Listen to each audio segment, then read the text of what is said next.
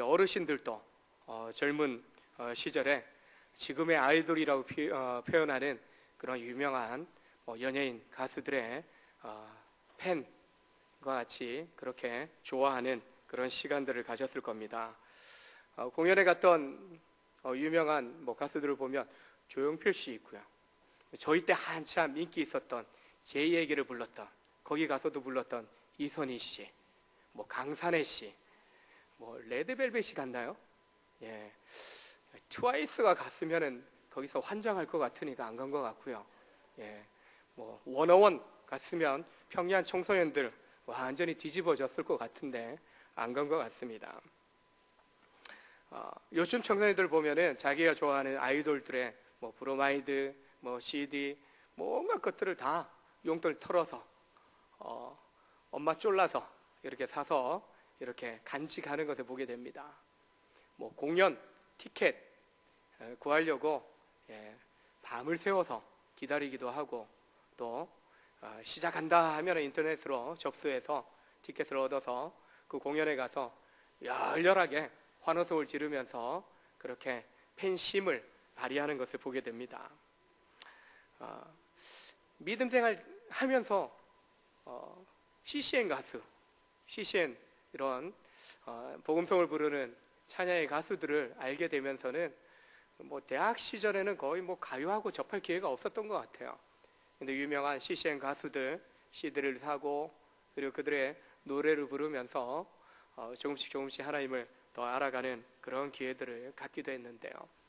가요든 CCM, 복음성이든 나름의 누군가를 열광적으로 좋아하는 그런 때가 있고, 그런 사람에 대해서는 팬이다 라고 이야기합니다. 음악에만 이런 팬들이 있는 것이 아니라 요즘 프로야구 이제 시작되었는데 야구장에 가보면, 축구장에 가보면 자기가 원하는 팀, 자기가 원하는 선수들에 대하여 열렬하게 응원을 합니다. 어떤 사람들은 너무 열정이 차고 넘쳐갖고 얼굴에, 온몸에 페인트 칠해갖고 그 팀을 응원하고, 어떤 사람들은 내가 좋아하는 선수의 유니폼, 등번호가 새겨져 있고 이름이 새겨져 있는 그 유니폼을 사서 입어서 함께 그 선수를 응원하는 그런 모습을 봅니다.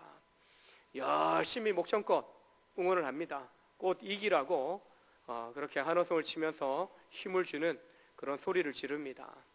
그런데 정작 관람석에 있지, 그들은 선수의 자리에서 대신 배트를 휘두르거나 공을 던지거나 발로 공을 차거나 하는 그런 경기 현장에는 그들이 들어갈 수 없고, 아무리 목청껏 외친다 해도 그들이, 선수들이 감당해야 될 그 책임을 팬들이 대신해 주시는 못하는 것을 보게 됩니다.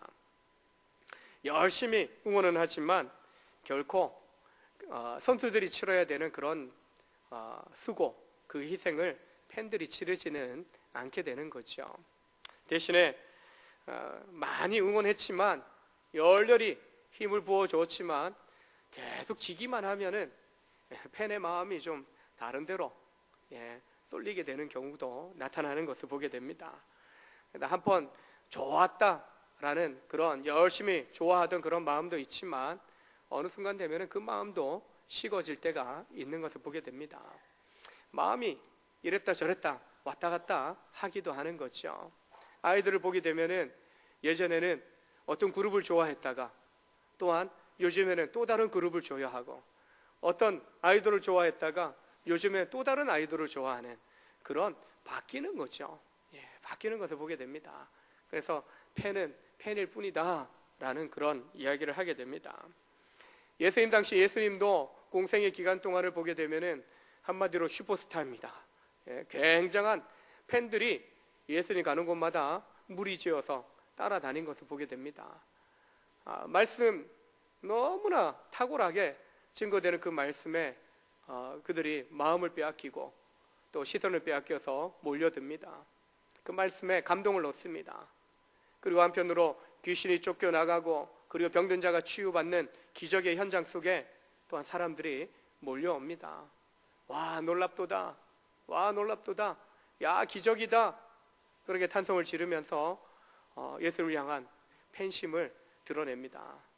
근데 그 가운데에는 깊은 주님과의 친밀한 관계 속에, 그리고 주님을 믿는 믿음으로 나오는 사람들은 극히 드물었다라는 것을 보게 됩니다. 즉 주님조차도 뭔가 주님을 슈퍼스타처럼, 왕처럼 대우하려고 하고, 그들이 목적으로 하는 뭔가 독립운동의 선봉장으로 세우고자 하는 그런 기대감이 있지만, 그들이 원하는 슈퍼스타로, 그리고 그들이 팬으로서의 그런 관계 맺는 그런 관계는 주님이 원치 않으셨던 것을 보게 됩니다. 오히려 주님은 바로 여러 제자들을, 주를 믿고 따르는 순종하는 백성들 중에서 제자들을 택하시어 사도로 세우셨던 것처럼 주님은 우리를 또한 믿음 가운데 주의 제자로 부르고 계신 것을 보게 됩니다. 여러분, 믿음의 생활을 우리가 이렇게 하고 있는데 어떻습니까? 여러분 자신에게 이런 질문을 한번 던져보십시오. 나는 예수님의 제자인가? 우리 옆에 사람 한번 보시면서 이렇게 한번 질문합니다. 당신은 예수님의 제자입니까? 우린 이 질문에 생각할 겁니다. 당연하죠. 내가 얼마나 열심히 교회에 출석하고 있는데. 근데 한번 고민해 봐야 됩니다. 제자가 어떤 사람입니까? 예수 그리스도를 따르는 사람이 예수님의 제자입니다. 교회에 나온다고, 출석한다고 다 예수님의 제자는 아닙니다. 교회는 나오지만 주님을 따르지 않을 수 있습니다. 교회는 나오지만 주님의 말씀에 순종하지 않을 수 있습니다. 교회는 나오지만 주님을 믿지 않는 사람도 있다라는 것입니다. 주님을 따른다라는 말은 주님을 주님으로 섬긴다. 즉 이 말은 주님 앞에 주인된, 주님 앞에 종된 자다라는 그런 의미가 이 제자됨의 의미다라는 것이죠. 또한 주님을 사랑하고 주님을 찬양하는, 예배하는 그런 삶의 자세로 주님을 대하는 그런 모습이 제자에게 나타난다는 것입니다.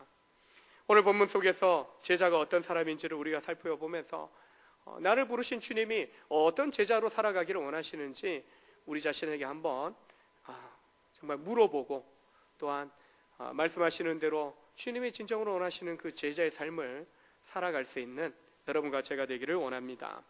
제자는 먼저 예수님의 의에 부르심을 받은 사람입니다. 오늘 본문에 보면 예수님께서 모든 중요한 순간마다, 시간마다, 사건마다 밤새워서 새벽 명명에 일어나서 기도하셨던 것처럼 12사도를 부르시기 전에, 택하시기 전에 아버지의 뜻을 구합니다. 아버지의 뜻이 어디 있는지 분명하게 듣기 원하여 밤새워 기도하시고, 그리고 아침 일찍 일어나셔서 12명의 그런 제자들을, 많은 제자들이 있었지만 12명을 따로 구별하여 그들을 사도라라는 직책을 주십니다. 왜 12인가? 유대인들은 12를 12라는 숫자를 완전하다라는 의미로 씁니다. 왜냐하면 그들이 구약의 이스라엘이 12지파 아닙니까? 완전한 백성이라는 겁니다. 즉 10이라는 숫자가 그들에게 있어서는 굉장히 의미가 있습니다. 구약의 이스라엘 12지파를 대신할 12명의 제자를 중심으로 한 새로운 하나님 나라, 하나님의 교회를 세우기 위한 그 출발을 이 12사도를 세움으로 주님이 시작하고 계신 것을 보게 됩니다. 예수님 당시에 랍비 세계에서는 스승이 제자를 부르는 것이 아니라 제자들이 스승을 찾아가서 당신의 문화생이 되겠습니다. 당신의 제자가 되겠습니다. 당신의 학교에 내가 입학하여 배우길 원합니다. 그렇게 내가 원하는 스승 밑에 가서 배웠다라는 거죠. 즉 제자가 스승을 선택했다라는 것입니다. 그런데 예수님은 정반대입니다. 제자들이 예수님을 택한 것이 아니라 예수님이, 스승이신 예수님이 제자들 한 사람 한 사람을 택하여 부르셨다라는 것입니다. 요한복음 15장 16절에 너희가 나를 택한 것이 아니요 내가 너희를 택하여 세웠나니. 여러분이 예수 믿기로 작정한 것 같지만 주님이 우리를 불러주셨다라는 겁니다. 주님이 우리를 택하여 하나님의 자녀 삼아주시고 그리스도 예수의 제자로 세워주셨다라는 것입니다. 내가 이 교회를 택했습니다. 내가 예수 믿기로 작정하였고 예수님 내가 선택했습니다. 성경은 그렇게 얘기하지 않습니다.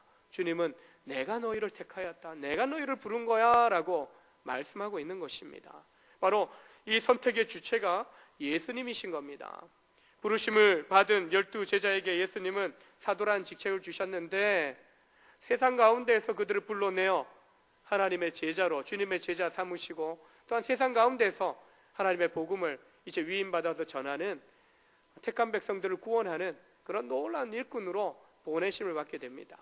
그래서 사도 짧게 정리하면 보냄을 받은 자다, 바로 하나님의 특별한 명령과 권세를 받아서 보냄을 받은 사신이다 라는 의미를 가지고 있습니다. 우리도 마찬가지입니다. 세상 속에 있었던 우리를 불러내셨습니다. 오라고 하신 겁니다. 그리고 다시 세상 속으로 들어가라고 보내주십니다. 불러주실 때에는 죄인으로 죽었던 우리의 인생이지만 이제 주님 앞에 와서 죄사함을 얻고 그리고 주님의 은혜와 복으로 충만한 은혜를 힘입어서 채워받고 이제는 다시 가라고 하십니다. 세상 속에 돌아가라, 죄인된 삶으로 다시 돌아가라고 하시는 것이 아니라 오히려 그 어둡고 죄악된 세상 속에 들어가라는 것입니다. 의뢰받은 자로, 주의 복음의 생명을 경험한 자로 들어가서 그 어둠을 밝히는 빛이 되라고 하십니다. 썩어가는 세상들을, 파괴된 세상들을 다시 거룩하게 또한 밝게 만들어가는 그런 소금의 역할을 감당하라고 우리로 하여금 세상 속에 들어가라고 그렇게 우리를 불러주신 것입니다. 이처럼 세상 속에 주님의 사신으로 들어가서 주님의 제자된 삶을 살아내는 것이 우리를 부르신 주님의 부르심의 목적이라는 것입니다. 제자의 부르심은 우리가 하나님 나라의 국가대표로 선발된 거다라고 우리가 생각해 볼 수 있을 겁니다. 지난 겨울에 평창에서 동계올림픽이 개최되었습니다. 올림픽에 출전하려면 한 나라의 국가대표가 되어야 합니다. 나라마다 다 참석할 수 있는 것도 아니에요. 세계대회에서 그 종목에 앞으로 한 20명만 참석할 수 있습니다. 한 30명만 참석할 수 있습니다. 그 30위 안에 또한 20명 안에 들어가야만 그 나라의 대표 선수로 선발되어서 그 종목에 출전하여 경쟁할 수 있는 거지요. 그래서 우리나라에 할당된 그 종목에 3명이다, 5명이다, 그 5명을 뽑기 위한, 3명을 뽑기 위한 국가대표 선발전을 거칩니다. 그리고 국가대표로 선발된 사람만이 태극마크를 달고 나아가서 메달을 따기 위한 경쟁을 하게 되는 것이죠. 금메달, 은메달, 동메달 누구라도 국가대표로 선발된 이후로 절대적인 희생, 헌신을 감당하면서 내가 꼭 메달 입상하리라 라는 책임의식을 가지고 최선을 다해 메달에 따기 위한 그런 힘을 쏟게 되는 것을 보게 됩니다. 선발되었다라는 그 자부심도 있지만 이 메달을 딴다라는 것은 굉장한 명예가 주어지죠. 남자들 같은 경우에는 군대 안 갔다 왔다면은 군면제 혜택이 주어집니다. 다달이 평생 연금이 나옵니다. 명예도 굉장히 중요하지만은 뭔가 돈도 주어지는 것을 보게 됩니다. 그래서 선발되면은 그 일에 대해서 책임감을 가지고 온 정성을 다해서 훈련하는 것을 보게 됩니다. 이처럼 하나님 나라의 국가대표로, 제자로 바로 하나님은 우리를 불러주신 것입니다. 특별하게 우리를 불러주신 것입니다. 이렇게 볼 때에는 별로 특별해 보이지 않은데 하나님 불러주신 그 부르심의 자리에 서 있으니까 너무나 우리의 모습이 귀하고 또한 특별해 보인다는 것입니다. 이처럼 우리를 부르신 이 부르심은 내가 선택한 일이 아니라 국가대표로 선발되어지는 것처럼 주님이 하나님 나라를 위하여 존귀한 일꾼으로, 제자로 우리를 선발해 주셨다는 것입니다. 이런 모습에 대해서 바울 사도는 내가 그리스도의 종입니다, 내가 그리스도 예수의 그 선택받은 사도입니다, 그런 분명한 정체성을 가지고 그가 자부심을 가지고 살아간 것을 보게 됩니다. 내가 붙잡았습니다 라고 얘기하지 않아요. 주님이 나를 종되게 하셨습니다. 죄의 종로로 나선 나를 주님의, 하나님의 종된 삶을 살아가도록, 제자된 삶을 살아가고 사도된 삶을 살아가도록 이 복된 자리로 불러주셨습니다 라고 고백을 하는 것입니다. 그러면서 너무나 자랑스럽게 그 부르심의 직분들을 감당했던 것을 보게 됩니다. 이처럼 우리를 제자 삼아 주신 것, 예수님이 우리를 불러주신 것에 대해서 우리는 자부심을 갖고 자랑할 만한 그런 마음을 가지고 있어야 되는 거죠.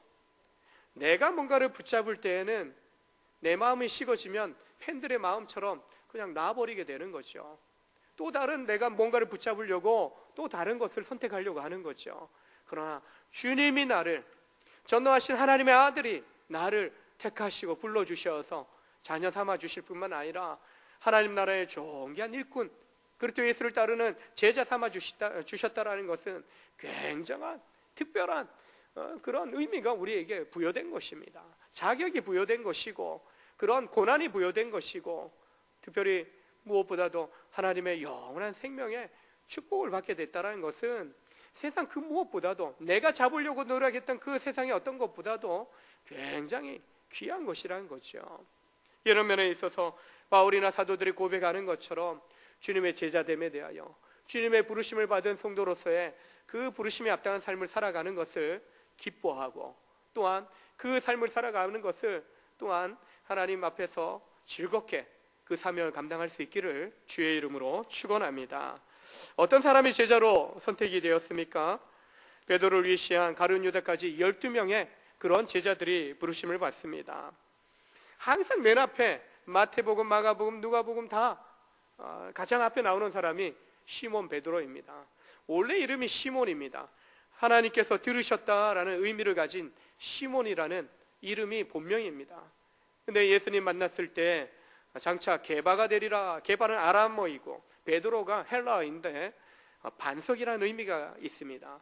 너 장차 이전까지는 하나님 들으신 그런 삶이었다면 이제는 너가 반석과 같은, 교회의 기초석과 같은 주님의 그런 교회를 세우는 든든한 일꾼이 될 거야. 그런 새 이름을 그가 받게 됩니다. 안드레, 베드로를 예수님께로 소개했던 안드레는 남성다운 남자다라는 그런 이름의 뜻을 가진 사람입니다. 야고보와 요한, 세베대의 아들 야고보와 요한, 야곱 뭐 비슷하지 않습니까? 야곱, 뒷발꿈치를 잡은 자, 구약의 야곱, 히브리어 야곱이 신약에 와서는 야고보로 이렇게 불려집니다. 요한, 하나님은 자비하십니다. 하나님은 은혜로우십니다. 그런 이름을 뜻을 가집니다. 가장 오래 산 제자입니다.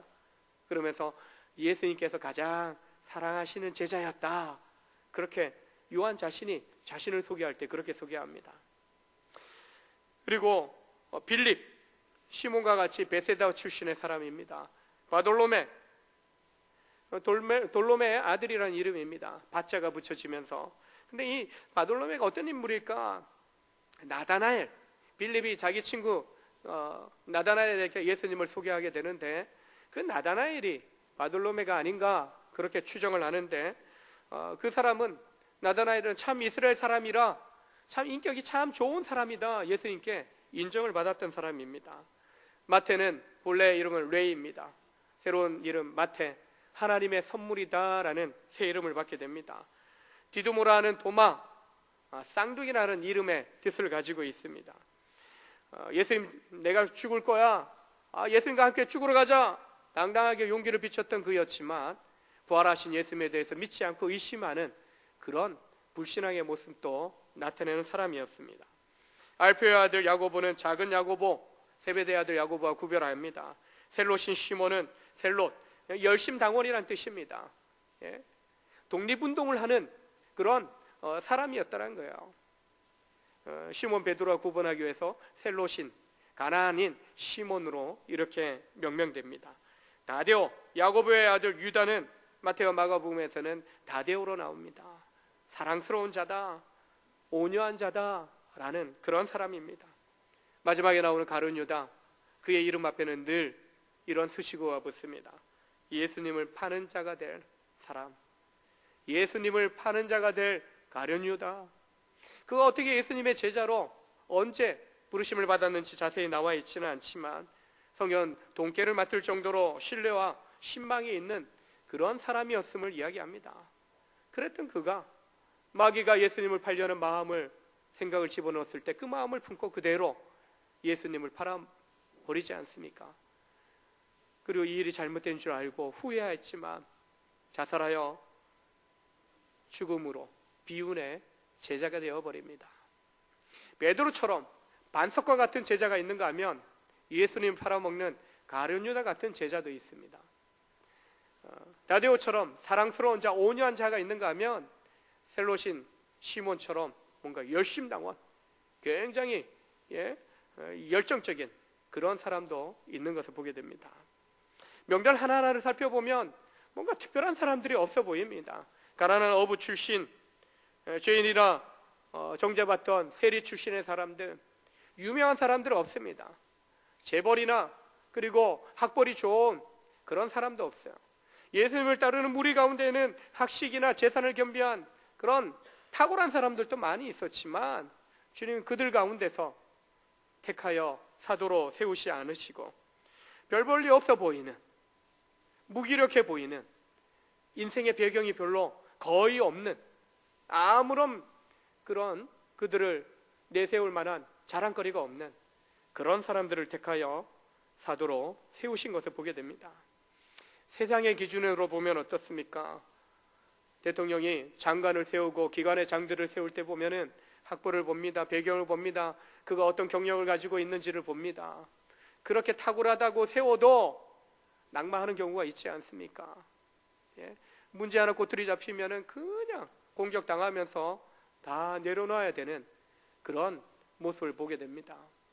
세상은 드러나 있는 그런 기준들을 가지고 뭔가 그를 유명하게 하는, 그들을 존경케 하는 그런 배경을 가지고 사람을 선택한다는 거죠. 그러나 주님은 그렇게 하지 않습니다.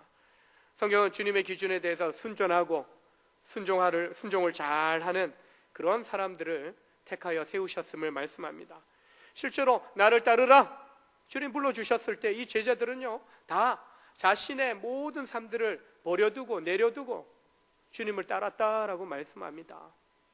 세리마테 뢰인은 보장된, 안정된 세리의 그 직업을 내려놓고 포기하고 그가 주님을 따랐습니다. 평생 먹고 살 만한 그런 재산을 얻을 길이 이 직업이 있어요. 근데 이걸 다 포기하고 주님을 따릅니다. 시몬을 비롯한 안드레, 세베대의 아들 야고보, 요한은 배를 버려두고 그물을 버려두고 자신의 도급자 아버지도 다 가족들도 내려놓고 주님을 따랐노라고 성경은 말씀합니다. 부르심의 순간부터 온전히 주님이 이끄시는 대로 순종하는 그런 믿음의 자세가 그들에게 있었습니다. 세상의 기준으로 볼 때 낮은 자들이었지만 겸손히 주님이 말씀하시는 그 말씀 앞에 엎드릴 줄 아는, 믿음으로 의지할 줄 아는 그런 자세를 가진 사람들이었던 겁니다. 제자들이 평범하고 볼품없다라는 거 주님 잘 아십니다. 그들이 배반할 것도 아시고 부인할 것도 아셨습니다. 그럼에도 불구하고 연약한 그들을, 낮고 천해 보이는 그들을 택하시어서 그리고 끝까지 참으시고 사랑하시고 배반하고 도망하고 부인했던 그들 다시 부르시고 세우셔서 하나님 나라의 좋은 귀한 일꾼으로, 제자로, 사도로서 세우시어 그 사명들을, 주님이 받은 사명, 위임한 그 사명들을 다 감당하게 하신 것을 보게 됩니다. 이 자리에 있는 우리는 어떠합니까? 다양한 인생의 배경을 가지고 있습니다. 성씨도 다양합니다. 출신 고향도 다양합니다. 다양한 출신지에서 또 학력 또한 삶의 배경들을 가지고 우리가 이 자리로 부르심을 받은 겁니다. 내가 뭔가 특별하기 때문에 부르심 받았다 그렇게 생각할 수 있으면 뭐 그렇게 생각하셔도 됩니다. 그러나 특별해서 불렀다라고 하는 그런 성경의 말씀은 없는 것 같습니다. 특별한 게 아니라 겸손히 낮아져서 죄를 고백하고 겸손히 주님만을 믿고 의지하겠노라고 고백하는 그 한 사람 한 사람을 주님이 자녀 삼아주시고 그 믿음을 받아주시고 거듭나 하나님의 영원한 생명의 약속을 주시고 또 하나님 나라의 좋은 귀한 일꾼으로 불러주시어서 주를 따르고 주님 맡겨주시는 그 삶들을 살아낼 수 있는 그런 권능을 또한 부여해 주시는 것을 보게 됩니다. 이처럼 주님께서는 우리 한 사람 한 사람을 제자로 불러주셨습니다. 사도들만 2000년 전에 제자들만 불러주신 것이 아니라 우리 또한 불러주셨어요. 내가 생각할 때에도 내가 연약하고 보잘것없어 보이지만 우리의 형편을 보고 불러주신 게 아닙니다. 평범한 우리를 부르셔서 오히려 특별한 하나님 나라의 존귀한 일들을 맡겨주십니다. 하나님의 일하시는 방법이 그렇습니다. 물론 구약의 선지자들 부르시고 또한 특별한 일꾼들을 세우실 때 참 나름의 집안 배경들이 괜찮은 것 같습니다. 그러나 다 그렇지는 않아요. 목동 출신의 왕이고 목동 출신의 선지자도 있는 것을 보게 됩니다. 엘리사처럼 농사 짓다가 밭 갈다가 부르심을 받는 그런 선지자도 있는 것을 보게 됩니다. 다양한 직업, 다양한 삶의 형편을 가지고 있는 사람들을 다 불러주시는 겁니다. 그래서 특별하니까 부르심 받았지 결코 아닙니다. 하나님 앞에 특별한 사람 없습니다. 하나님 앞에 다 죄인인 거죠. 그러나 하나님이 불러주실 때 그 순간부터 우리가 달라집니다. 특별해지는 것입니다. 세상적인 기준으로 볼 때 바리새인들이 보고 율법 교사들이 볼 때에는 저런 어리석은 사람들, 저런 무식쟁이들, 배운 바가 없는 사람들 그렇게 조롱하고 있지만 그들이 하나님의 은혜 말씀에 성령에 붙잡혔을 때 그들이 전하는 담대한 복음의 메시지는 놀랍도다. 저 무식한 사람들이 어떻게 저렇게 담대하게 복음을 이야기할 수 있지? 서기관들조차 백성의 지도자들조차 놀라워하는 그런 탁월한 하나님의 쓰시는 일꾼이 되어지는 것을 보게 됩니다. 이처럼 주님은 우리를 여러분 목사로, 장로로, 집사로, 권사로 이렇게 또 부르시어서 직분도 맡겨주십니다. 이 직분을 맡겨주시는데 처음부터 탁월해서 맡겨주신 거 아니에요. 그런 생각을 해봅니다. 담임 목사 될 만하니까 세우신 것 같다라고 생각하는데 담임 목사 되고 보니까 담임 목사 되어가는 것 같아요. 담임 목사 뭐 해야 되는지 제대로 알아가는 것 같아요. 부교육자로 있으면서 담임 목사님이 뭐 하는가 보고 듣고 경험하기도 하지만 그거는 흉내도 못 낼 정도로 전혀 알지 못하는 일이었어요. 근데 담임 목사 되어보니까 담임 목사 되어가는 것 같아요. 즉 우리에게 어떤 직분을 주셨다, 직책을 맡겨주셨다, 탁월하게 할 만하니까 주신 것이 아니라는 겁니다. 부족하지만 세우셔서 그 책임 감당할 수 있는 은사와 재능을, 능력을 부어주시면서 그 직책을 감당하게 세워가시는 겁니다.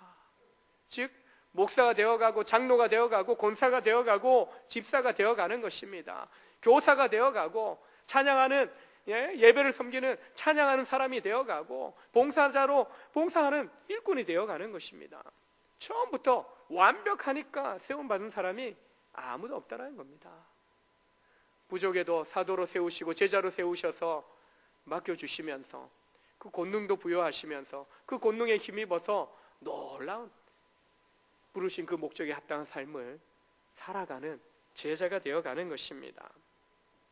우리가 잘 아는 설교 때 몇 번 언급한 무디, 그는 구두 수성공이었습니다. 구두 닦는 사람입니다. 구두를 고치는 사람이에요.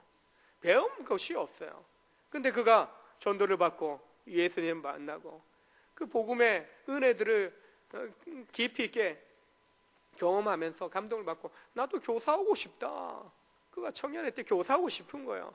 나도 교사 시켜주세요. 너 배우지 않았지 않냐? 너 준비되지 않았다. 안 된다. 하고 싶은데요. 그래? 그럼 네가 전도해서 네가 아이들 발을 만들어서 그러면 가르쳐. 가서 전하는 겁니다. 자신이 받은 바 은혜 말씀들을 전하는 거예요. 예수 그리스도를 전하는 거예요. 오는 아이들 관리만 하던 선생님들보다 더 탁월하게 복음을 전하고 1명, 2명, 10명, 20명, 30명 맨날 관리하던 선생님들은 안 오면 그만인데 매일 나가서 전도하고 아이들을 데려왔더니 무디에게 있어서는 계속적으로 부흥하는, 늘어나는 역사들이 나타납니다. 복음에 대한 확신이 있고 복음에 대한 감동이 있으니까요. 그 이야기를 듣는 어린아이나 어른이나 그 복음의 감동을 받고 나오게 되는 것입니다. 그런 무디가 저 영국에 가서 복음을 전합니다. 예. 저런 무식쟁이가 뭘 전하겠어?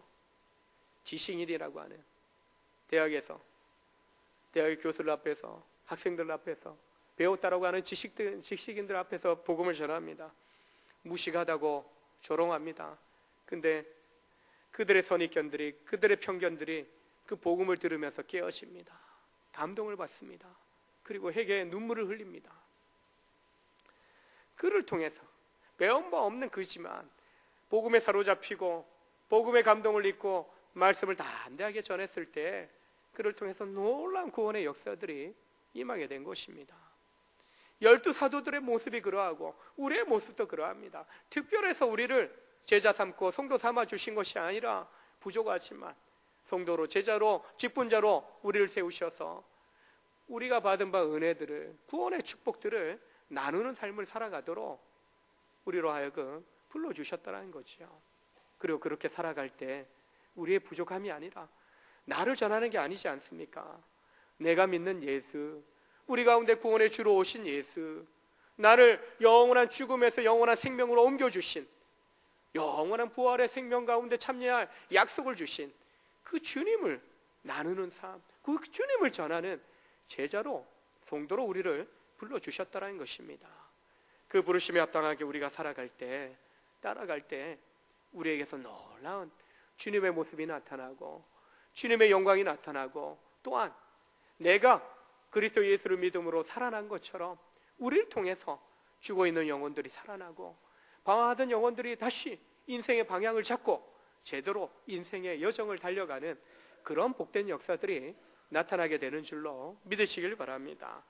제자로서 우리는 스승 되시는 주님을 따라가도록 부르심을 받은 겁니다. 제자들은 3년의 공생애 동안 예수님의 제자 훈련을 받은 겁니다. 함께 합니다. 주님 말씀 전하는 거 듣습니다. 주님 기적의 놀라운 역사들, 치유, 또한 귀신을 쫓아내는 사역들 보고 경험합니다. 또한 보내셔서 가서 귀신을 쫓아내는 권세, 병을 고치는 권세, 그런 모든 권세를 받아서 가서 또 전도하는 실습도 합니다. 단순히 실습 정도가 아니라 주님 부활 승천하신 이후에는 보혜사 성령이 임하셔서 성령의 충만한 권능을 힘입고 그들이 담대하게 복음을 전하기 시작할 때 귀신 떠나가고 병든 자가 고침받고 죽은 자도 살아나는 놀라운 기적의 역사들이 제자를 통해서도 나타나는 것입니다. 주님이 더러운 귀신을 쫓아내고 또한 병든 자가 몰려와서 고침받기를 원하고 만지기를 원합니다. 그들을 궁일히 여기시는 마음과 만지기만 해도 낫고자 하는 나을 수 있으려 한 믿음이 하나 되어서 실제로 주님을 만졌던 많은 병자들이 고침을 받는 놀라운 역사가 나타나는 것입니다. 주님은 이처럼 도움을 요청하며 부르짖는 수많은 사람들에게 손을 펴기를 원하십니다. 바로 주님은 우리를 제자 삼으셨을 때 주님을 따라간다라고 할 때 주님의 손과 발이 되기를 원하시는 겁니다. 손을 펴서 주님 받은 바 그 사랑을, 그 섬김을 베풀기를 원하시는 것입니다. 예수님은 제자들을 사도로 세워 부르시고 보내실 때 그냥 보내신 것이 아니라 이처럼 악한 권세를 물리친, 또한 병든 자를 고쳐내는 그런 하늘의 은사들로 무장시켜서 보내주신 것을 보게 됩니다. 즉 주님의 일을 감당할 직분자들에게 이런 은사들을, 은혜들을 더디펴 주셨다라는 것입니다. 그래서 우리는 능력 받으면 주의를 한다가 아닙니다. 은혜를 받았으니까 주의를 하는 것이 아니라 이미 주의 일들을 감당하면서 나아갈 때 주님은 그런 은혜를 부어주시고 능력을 부어주시고 은사와 재능을 더하여 주신다라는 것입니다. 무엇보다도 우리를 제자로 또한 귀한 직분을 이렇게 또 맡겨주셨을 때 성도들을 온전케 하고 봉사일을 하고 그리스도의 몸된 교회를 세우는 일을 위해서 우리를 불러주셨다라고 바울 사도는 에베소서 4장에서 말씀합니다. 이처럼 제자란 스승의 삶을 살도록 요구받은 사람, 따라가도록 요청받은 사람이라는 것이죠. 바로 제자로서, 예수님의 제자로서 가장 우리가 누려야 되고 해야 되는 것은 주님이 주시는 그 생명의 복을 누려야 되는 거죠. 그 생명을 또한 나누는 삶을 살아가는 것이 제자된 성도된 우리에게 주어진 주님의 뜻인 것을 보게 됩니다. 그래서 제자로서 스승인 주님을 따라가야 되고 주님을 모델 삼아 주님을 닮아가야 됩니다. 주님이 기도하신 것처럼 우리가 기도해야 됩니다. 주님이 섬기신 것처럼 섬겨야 됩니다. 복음을 전하신 것처럼 복음을 전할 수 있어야 하는 것입니다. 그것이 바로 제자로서의 삶을 살아가는 우리의 모습일 겁니다. 팬들은 내가 선택해서 저 선수를, 저 아이돌을 막 응원하고 환호합니다. 근데 식어지면은 또 다른 것을 택합니다. 팬들은 그래서 그 수준인 겁니다. 자기가 선택한 대로 그렇게 열광하다가 또한 식어지면 또 다른 대상을 찾게 돼 있어요. 그러나 우리는 주님의 제자이지 주님의 팬이 아니라는 겁니다. 주님을 잡았다가 놔버리는 그런 대상이 아니라는 겁니다. 우리가 잡은 것이 아니라 만왕의 왕 되신 주님이 우리를 택하여 잡아주신 겁니다. 불러주신 거라는 거예요. 주님의 제자로 부르심을 받았기에 주님이 원하시는 삶 따라가야 되고 주님이 원하시는 그 모습으로 살아가야 하는 것입니다. 근데 결코 주님 따라가는 삶이 쉽지 않은 거죠. 그래서 주님도 주님을 따르는 삶이, 주님을 따르는 길이 좁은 길이고 좁은 문을 통과하는 삶이라고, 주님의 멍에를 함께 져야 되고 또한 자기 십자가를 지고 주님을 따라야 한다라고 말씀을 합니다.